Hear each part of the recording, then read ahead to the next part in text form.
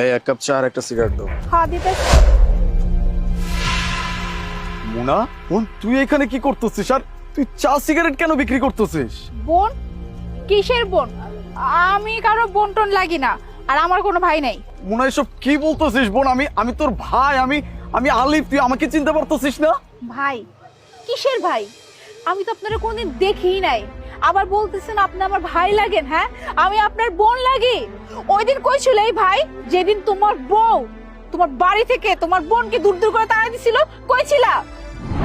মোনা, তুই এই মুহূর্তে আমার বাসা থেকে বের হয়ে যাবি। তোকে বসে বসে খাওয়ানোর কোনো ইচ্ছা আমার নেই। ঘরে তো কোনো কাজ করিস না, হ্যাঁ?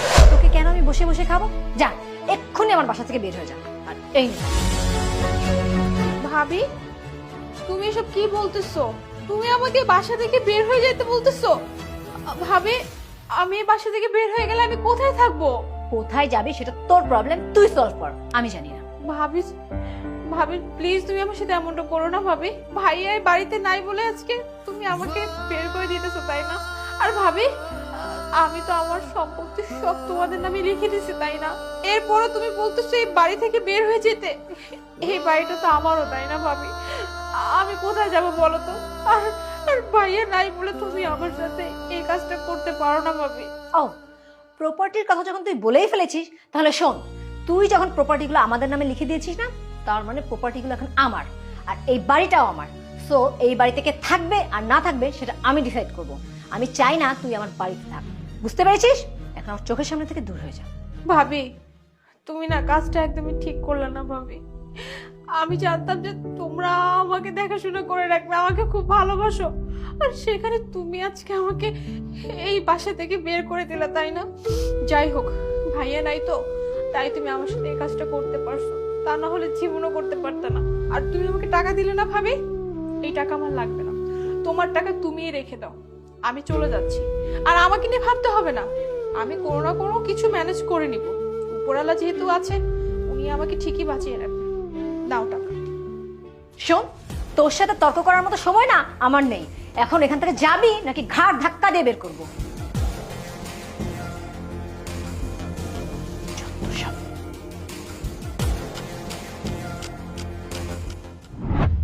বাবা মারা যাওয়ার পরে আমার ভাগে সব সম্পত্তি আমি তোমার নামে লিখে দিয়েছিলাম। কেন দিছিলাম? ভরসা করে, বিশ্বাস করে, এই ভেবে যে আমার তো ভাই আছে, আমার ভাই তো আমাকে দেখবে, আমার ভাই আমাকে ভালো জায়গায় পড়াশোনা করাবে, ভালো একটা ফ্যামিলি দেখে বিয়ে দিবে। কিন্তু কিন্তু কি হলো আমার সাথে? হ্যাঁ, তোমার মা আমার সাথে কি করলো? আমার উপর নানা অত্যাচার করতো, নানা ধরনের কথা বলতো, এমনকি বাড়ি থেকে পর্যন্ত বের করে দিছে। আর আজকে আসছে বোন বলতে, তাই না? 3টা বছর ভাই আমি রাস্তাঘাটে ছিলাম, আমার থাকার কোনো জায়গা ছিল না, খাওয়ার কোনো খাবার ছিল না। আর আজকে যেই অমনে বোনকে দেখছো, খুব মনে পড়ে গেল বোনের কথা, তাই না? যে তোমার একটা বোন আছে, তুমি কারো ভাই। এরকম ভাই আমার লাগবে না, এরকম ভাই আমি চাই না। তুমি আমার কোনো ভাই না। আমার পিছে এত কিছু হয়ে গেছে, আমি কিচ্ছু জানি না। বোন সত্যি কথা বলতেছি, আমাকে কি বলছিল জানিস? তোকে হোস্টেলে দেওয়া হয়েছে, তুই ওখানে পড়াশোনা করতেছিস। আর আমি তোকে এই জন্য ফোন করি নাই যে তোর পড়াশোনায় ডিস্টার্ব হবে। আমি যখনই বাড়িতে আসতাম ও আমাকে কি বলতো, তুই খুব ভালো আছিস, তোর সাথে ওর কথা হয়েছে, এই জন্য আমি তোকে কখনো কল টল করি নাই। কিন্তু তোর সাথে এত কিছু হয়ে গেছে, আমি সত্যি কথা বলতেছি বোন, আমি কিচ্ছু জানতাম না। আমি যদি জানতাম এরকম কিছু হইতেই দিতাম না। জানতা না, তাই না? কিভাবে জানবা? তোমাকে কিছু জানতে দেওয়া হয়তো? কখনো কি খোঁজ নিছো যে তোমার বোন কি হালে আছে, তোমার বোন ভালো আছে কিনা? তুমি জানো ভাবি আমাকে ঠিক মতো খাবারটুকু খাইতে দিত না, সারাদিন শুধু কাজ করে, তো তার হুকুম শুনতে হতো, পড়াশোনা পর্যন্ত বন্ধ করে দিছিল। যখন আমি তাকে সব জিজ্ঞেস করি, আমার উপর অনেক রাগ করে আমাকে ওই দিন বাসা থেকে বের করে দেয়। বোন প্লিজ এইভাবে বলিস না, আমি তো তোকে বলতেছি আমি কিচ্ছু জানতাম না। আমি জানলে এরকম কেন হইতে দিব বল? তুই আমার একটা মাত্র বোন। বুঝছি, যা করার আমি করব।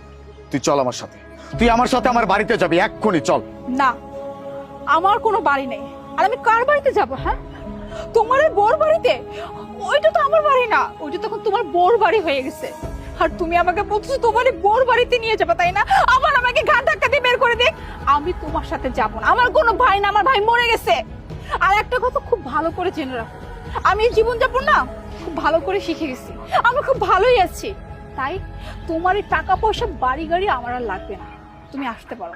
কিসের ভাই না? আমি তোর ভাই, তোর সবকিছু আমি। বাবা মা মারা যাওয়ার পর থেকে তোর সব দায়ভার আমার উপরে। আমি কিচ্ছু জানতাম না। তুই কোনো চিন্তা করিস না, আমি সবকিছু জানতে